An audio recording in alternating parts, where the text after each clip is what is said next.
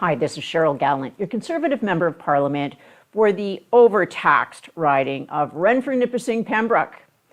Last week, Trudeau went to the United Nations General Assembly to push other countries to adopt his policy of setting aside 30% of Canada's landmass for conservation by 2030. The federal government is also still defending its policy of cutting nitrogen emissions from fertilizer by 30% by 2030. This month, residents of Nova Scotia learned Trudeau would not accept their carbon emission reduction plan. The province will be forced onto the carbon tax in order to reach Trudeau's goal of a 30% cut in carbon by 2030. Are we starting to see a pattern here? 30% by 2030. It doesn't matter if it's carbon, nitrogen, or land conservation. Trudeau has the same slogan, 30% by 2030. This isn't a policy, it's a meme. It's government by bumper sticker. The government likes to claim it listens to experts. While the fertilizer experts say a 30% cut in just 7 growing seasons is not possible. Rather than listening to the experts, the Liberals and media scream about crickets and conspiracy theories. We know this is not a serious government. Our Prime Minister openly brags about how he doesn't even think about monetary policy. Every time Trudeau leaves the country, he embarrasses Canada. From his illegal, unethical vacation to Billionaire Island, through his cultural appropriation dress-up tour of India, and his latest turn as a lounge singer in London.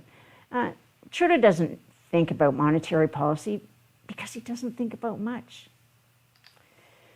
What little policy Trudeau does think about always revolves around controlling what you can say and what you can see.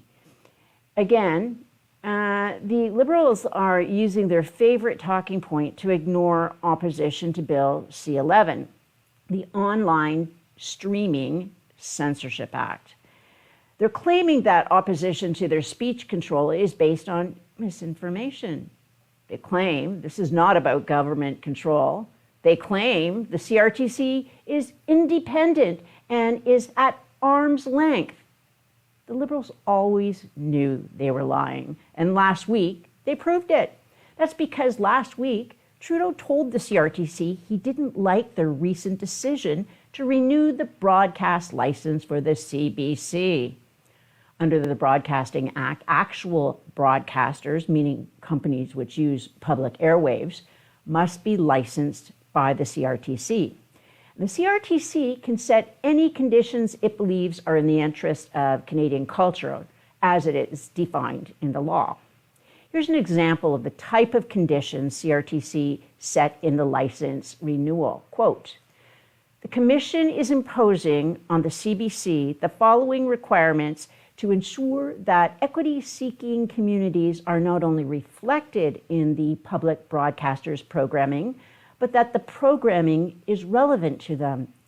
A fixed portion of independent programming expenditures directed to programming produced by Indigenous peoples, official language minority communities, OLMC, racialized Canadians, Canadians with disabilities, and Canadians who self-identify as LGBTQ, a separate minimum threshold for expenditures on Indigenous programming in both the English and French language markets, a woman intersectionality credit to incentivize expenditures on productions produced by Indigenous peoples, racialized persons, persons with disabilities, and persons who self-identify as LGBTQ who also self-identify as women, and separate expenditure requirements on independent programming from OLMCs to help ensure these communities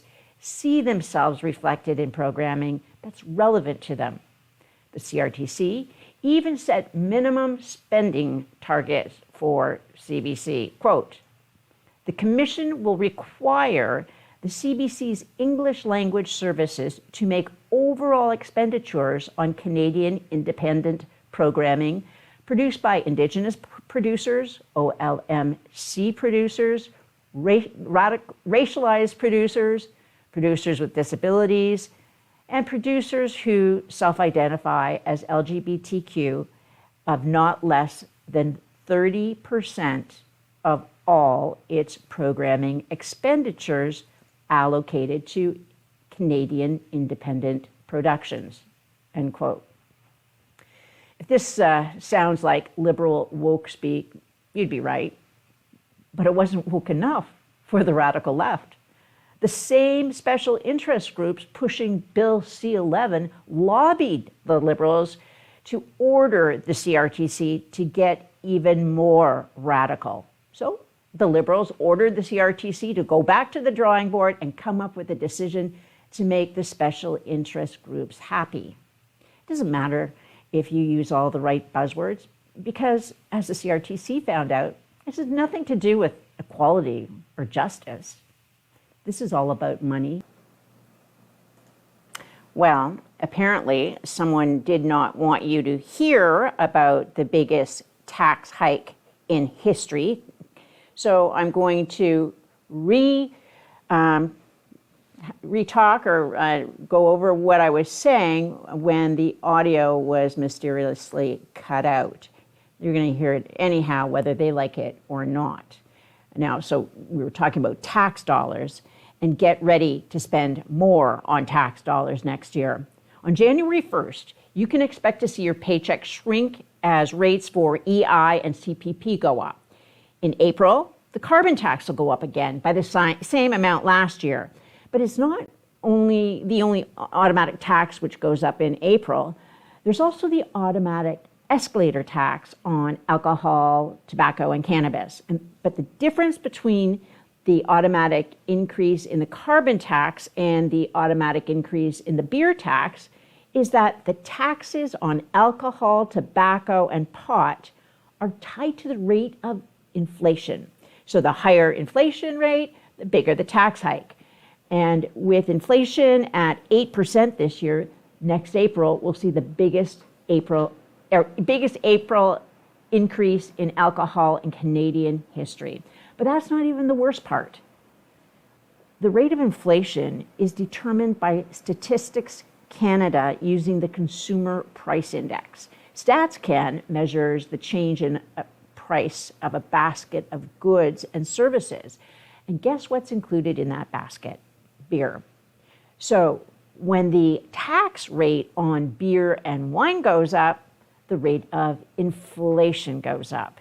And when the rate of inflation goes up, the taxes on beer and wine go up.